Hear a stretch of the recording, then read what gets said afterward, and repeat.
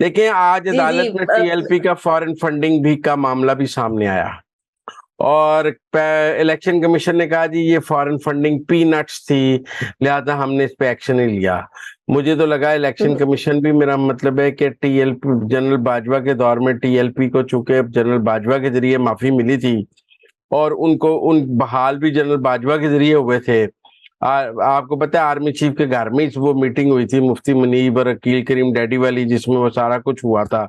General जी बाजवा जी ने उनको माफी लेके दी थी, तो उसमें उनकी फॉरेन फंडिंग भी माफ हुई थी। जो आज बात सामने आई कि टीएलपी तो फॉरेन फंडिंग में उड़ रही थी। भाई ये सवाल नहीं है कि फॉरेन फंडिंग की जो रकम है वो कम है या ज्यादा। फॉरेन फंडिंग 1 रुपए की भी जुर्म है सियासी जमातों के लिए।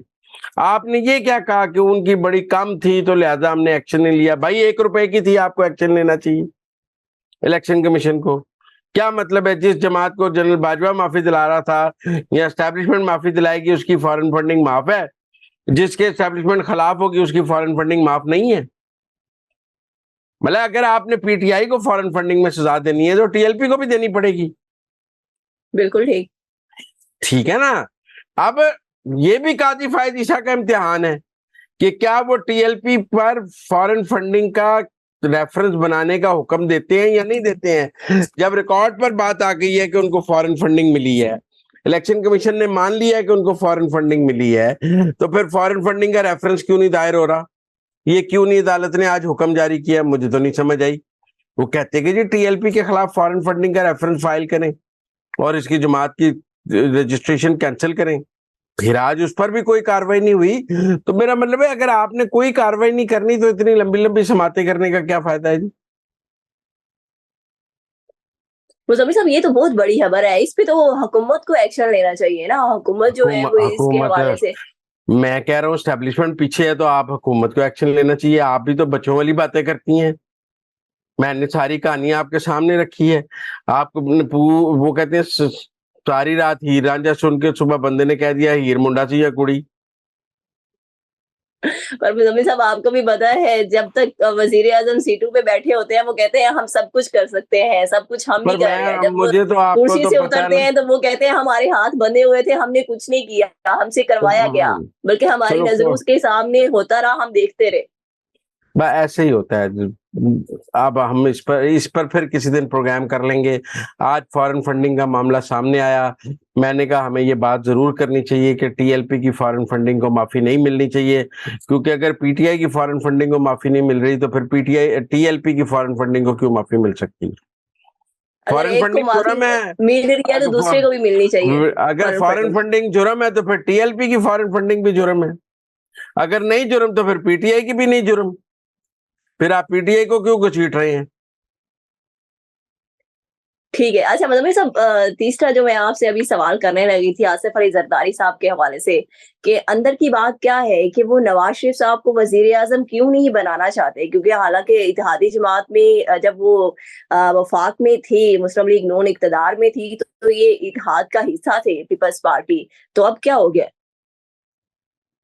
अब उनको नजर आ गया कि नवाज शरीफ बन रहा है, दिल को हौल पड़ रहे हैं। आप देखें ना पीपल पार्टी को गिला क्या है?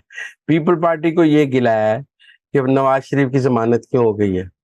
पीपल पार्टी को इस बात की तकलीफ है कि नवाज शरीफ अडियाला जेल में क्यों नहीं गया। पीपल पार्टी को इस बात की तकलीफ है कि नवाज शरीफ की अपीलें क्यों बहाल हो गई हैं। मतलब नवाज शरीफ को 2 ही फेवर्स मिली हैं।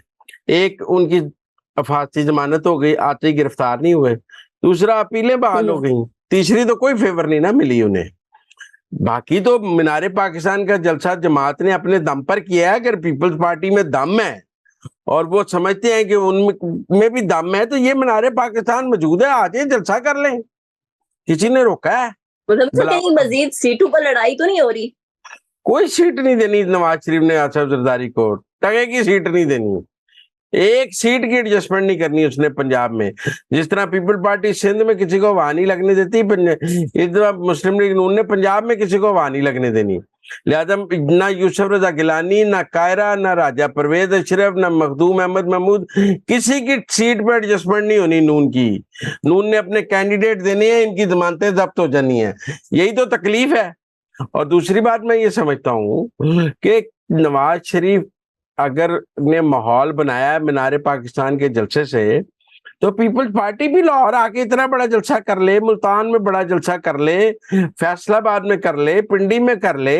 नवाब शाह में बैठ के वजीर आजम नहीं बनना, वजीर आजम पंजाब से बनना है। पंजाब की धरती पे आए, आकर यहाँ जलसा करके दिखाएं, कैंडिडेट पूरे करें, पंजाब की धरती पर आकर जरा सियासत करें। धरती बड़ी गर्म है, आए जरा, आपके पांव सड़ेंगे, आपको समझ आएगी पंजाब की सियासत क्या है। पंजाब की सियासत को सिंध की सियासत नहीं है।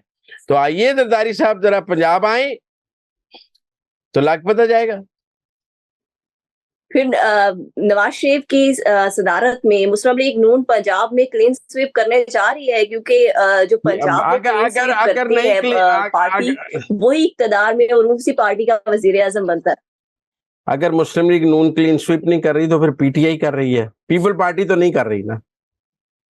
आपके और मेरे दरमियान देखें, अगर मुस्लिम लीग नून नहीं जीतेगी तो तहरीक इंसाफ जीत जाएगी, तहरीक इंसाफ नहीं जीतेगी तो मुस्लिम लीग नून जीत जाएगी। भाई पूरा पिंड मर जाए, पीपल पार्टी तो पंजाब से नहीं जीत सकती ना। आप मेरी बात समझे, मतलब बहस मेरे और आपके दरमियान ये हो सकती है कि पीटीआई जीतेगी या मुस्लिम लीग नून जीतेगी। आप ये कह रही हैं कि पीपल पार्टी पंजाब से 100 सीटें जीत जाएगी, ये आपका दावा है? तो फिर पीपल पार्टी तो गेम में ही ना हुई। फिर तो नहीं, पीपल्स पार्टी ने पहले एक्टिव होने की कोशिश की थी, लेकिन अब जो है वो कोई जलसे वगैरह कहीं पे नजर नहीं आ रहे। कैंडिडेट ही नहीं है, उनके पास तो कैंडिडेट ही नहीं है। तो भाई पीपल पार्टी तो पंजाब में गेम में ही नहीं है। आप गेम से आउट हो गए हैं, बोल्ड हो गए हैं, क्लीन बोल्ड हो गए हैं पंजाब में। आप मैच शुरू होने से पहले ही बोल्ड हो गए हैं आसिफ जरदारी साहब पंजाब में। आपसे बेहतर तो आईपीपी चल रही है, चलो खानेवाल में एक जलसा तो कर लिया है, आप तो इस पोजीशन में भी नहीं है। तो आई ना जरा पंजाब, अगर वजीर आजम बनाना है अपना तो बगैर पंजाब के ही अपना वजीर आजम बना लेना है। ठीक हो गया, थैंक यू मुजम्मिल साहब कि आपने हमें अंदर की खबरों से बाखबर किया। मुजम्मिल साहब के मुताबिक पीपल्स पार्टी इलेक्शन से पहले ही आउट हो चुकी है पंजाब से। इसके साथ ही मुझे इजाजत दें, अल्लाह हाफिज।